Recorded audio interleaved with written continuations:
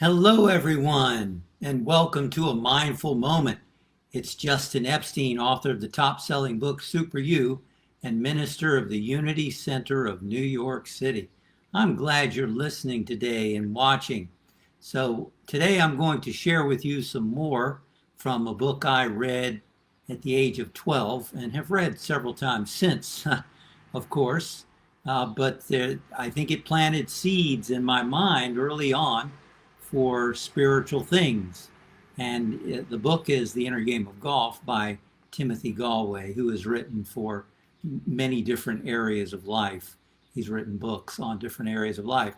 Anyway, I wanted to continue to talk with you about what he calls the master skill, which is relaxed concentration. Now, I'm going to share with you a quote by a psychologist from the University of Chicago. He's a well-known psychologist, Professor Mihaly Csikszentmihalyi. And he did a lot of writing on what's called the flow state.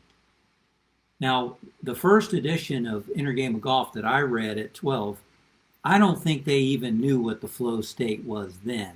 This is the revised edition, so it's, he can quote the flow state in this revised edition. But it's just, I'm just very fascinated by this. Let me share with you. It's a very spiritual state we're talking about. Listen to this. In the flow state, action follows upon action according to an internal logic that seems to need no conscious intervention by the actor. In other words, something is guiding the person's actions without the person taking conscious thought to do it. Right? We hear about people who are playing in the zone and they're performing at their best.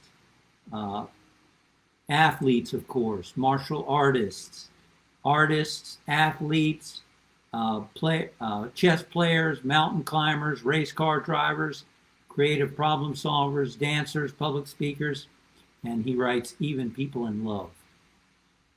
So let me continue with this quote on flow. He experiences it as a unified flowing from one moment to the next, in which he is in control of his actions, and in which there is little distinction between self and environment, between stimulus and response, or between past, present, and future. Now that person is living in the now, right? People who experience flow states. And Csikszentmihalyi, dare you to try to spell that, says that people, that flow state is inherently enjoyable. People are in joy no matter what they're doing, even if it's hard work and it's really challenging. They're in the state of flow. In fact, Csikszentmihalyi, I'm not flaunting the fact that I can pronounce his name, by the way. I learned how to pronounce his name years ago. Fortunately, somebody pointed out how to do it. So Csikszentmihalyi said, there I go again. He says that people experience flow on the battlefield and even in concentration camps. People have reported experiencing this flow state. So this is a state of relaxed concentration where you're really focused. You're really, there's no fears or doubts or self-consciousness. You're just really focused in what you're doing. And they get into this, what's called flow. I believe this must be what Eckhart Tolle's talking about when he talks about presence also, and what people are talking about when they say they're in the zone. So people in all different areas of life have experienced this state of consciousness. And I just think that's really cool. I think one of the reasons why I like this is because what's heaven after all? It's learning to live in joy. And imagine if we could be in this flow state all the time. All the time. The yogi sages talk about nirvikalpa samadhi. That's what they call conscious oneness with God in all activities.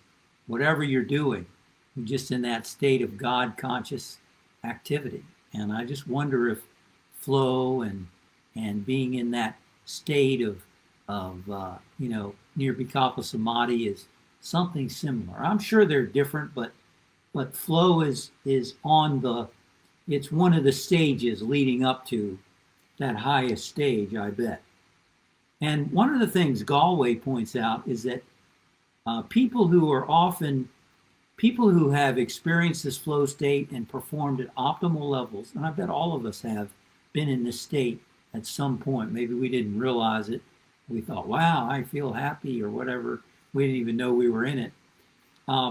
He says that these people are often surprised and humbled by the achievements they attain in this state, giving less credit to themselves than to something that is at least a step beyond their control.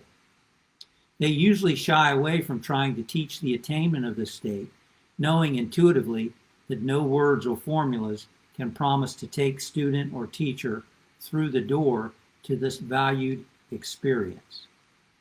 He goes on to say, there's no magic formula or method that automatically puts a person into the optimal state of mind. It may be that the state we look for is already there, but that by mentally trying to figure out how not to think, we are, of course, thinking, and thus endlessly chasing our tail. It's interesting that Self-One will even propose ways to get rid of Self-One. It is even more interesting that we believe it might succeed. Now, we're not going to just give up on this and say, oh, well, it'd be nice to have that flow state, relaxed concentration. No, we're going to get into what we can do to develop that in some of these future messages. So stay tuned and hang in there. But I just think it's fascinating stuff. And you can see how it would plant seeds in the mind of a 12-year-old that there is more to life than what we realize.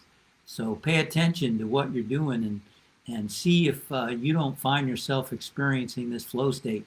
Time flows by, you feel a sense of oneness with whatever's going on, and things happen better than you can even imagine. So, hi Carol, and hi Shanice. Thanks for being and listening today, and thank you all for listening. And we'll see you in the same bat time and the same bat channel next Tuesday for another mindful moment. See you then.